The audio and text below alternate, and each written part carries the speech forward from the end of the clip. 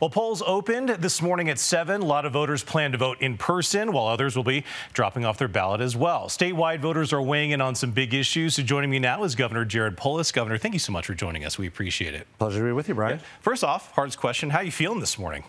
I'm feeling like most Americans. I think the phrase that I heard was nauseously optimistic was a good way of putting it.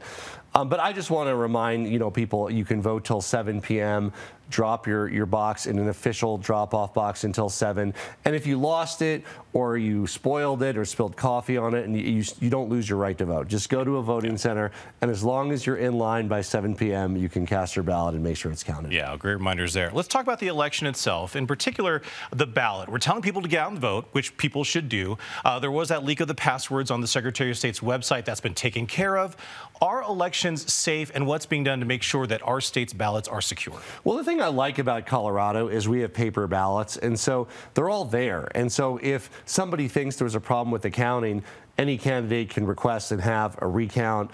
In fact, there's an automatic recount if it's very, very close that occurs, and we've had a few of those in history. So we have a good system, multiple layers of security, dedicated election workers. I've been going around and thanking all the election judges and workers in counties across the area, and we're just appreciative so many people care about our democracy and make it work. Yeah, absolutely. The other thing that people are concerned about, though, Governor, is security at the polling locations, but also what happens afterward once the results come out. So what are the plans in place to make sure that our state's prepared?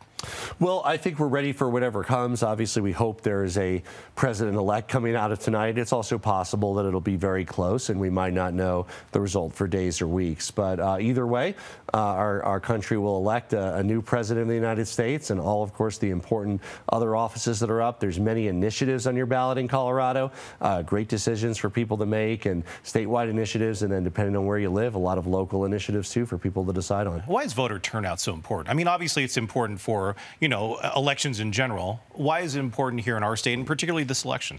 It's really important to have your voice heard. I mean, this is what legitimizes our democracy. It creates policy. It elects the next state legislature, right, that'll be passing laws for the state of Colorado.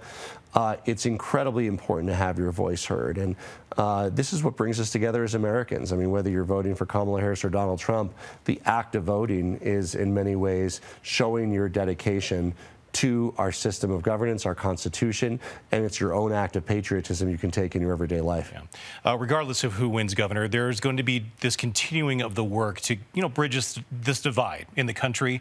Some would argue in our state as well.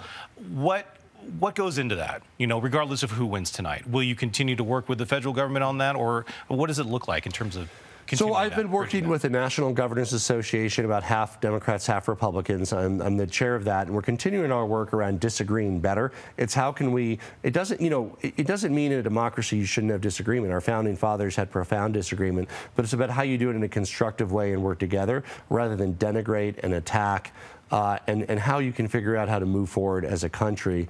And again, that's the work that we're excited to do. We do in the state of Colorado, and whoever's elected president, I really hope that they live up to the promise of being a president for all Americans. Yeah. What is your calendar like for today, Governor?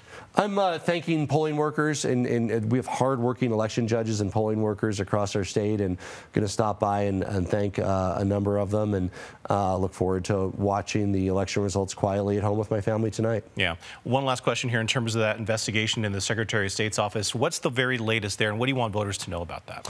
Well, we acted very quickly to make sure the passwords were changed. We had to fly people in state planes out to remote parts of our state. I think what's important for people to know is two things. One, the passwords have been changed.